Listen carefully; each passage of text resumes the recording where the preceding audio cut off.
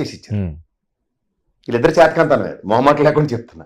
ఇప్పుడు దీంట్లో ఏమవుతుందంటే ఒక ఆల్టర్నేటివ్ క్రియేటివ్ అన్నప్పుడు ప్రజలు ఖచ్చితంగా ఒక ఉదాహరణకి తెలుగుదేశం గవర్నమెంట్ చూశారు, వైఎస్ఆర్సీపీ చూశారు, ప్రత్యామ్నాయం ఎత్తుక్కోవడానికి వాళ్ళకి వెసులుబాటు ఉందా లేదా? అంచేత ఆయన చాలా టిమిడ్ ప్లే. ఇప్పుడు ఆ వ్యాక్యూమ్ ఉందా? లేదు, లేదంటే బలవంతం 21 ఇచ్చి కూర్చోబెట్టారు ఆయనకి. ఓకే, మీకు అర్థమవుతుందా?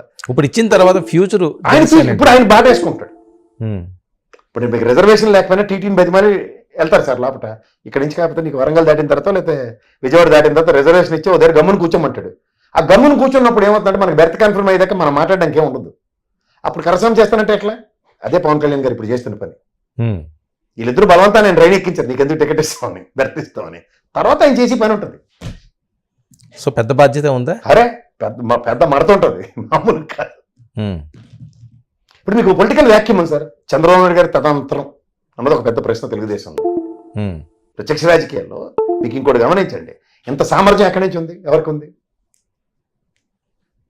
సార్ గతంలో పవన్ కళ్యాణ్ గారిని విమర్శించిన వాళ్ళందరూ ఇప్పుడు ఎక్కడ ఉన్నారో కనిపించలేదు.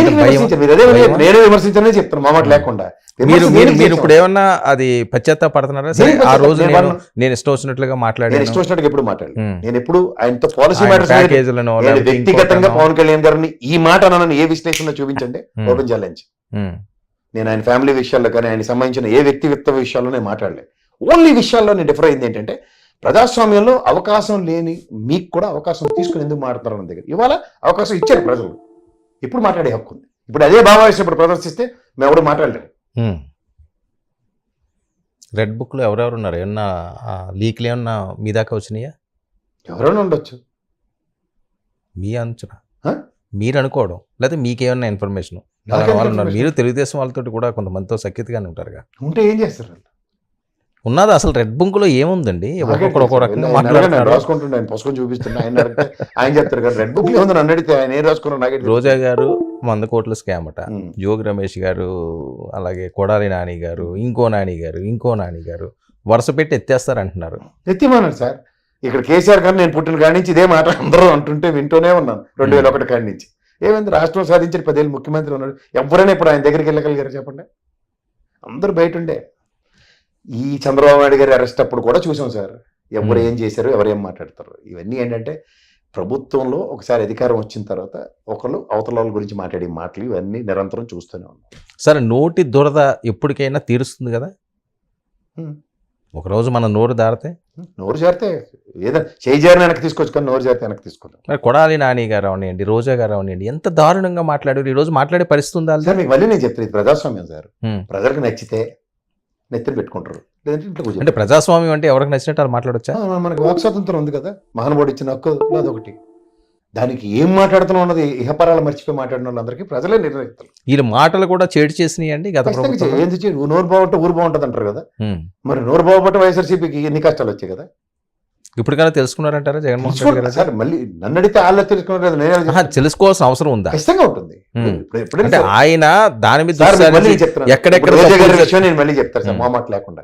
అక్కడ పర్యాటక సంబంధించిన రుషికొండ మీద గుండు చెక్కేశారు, బిల్డింగ్ లేవు కడతారు. ఏం ఒళ్ళు పోత్రం వచ్చి దాని గురించి మాట్లాడడానికి ఏమి?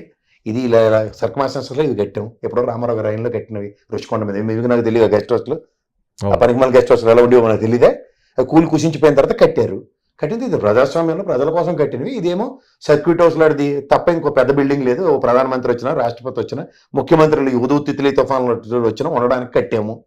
దీంట్లో ఇంత ఇన్ఫ్రాస్ట్రక్చర్ 500 కోట్లు ఖర్చు పెట్టామని చెప్పడానికి ఏం పాత్రమా? అనవసరమైన పనికిమాలిన మాటలు.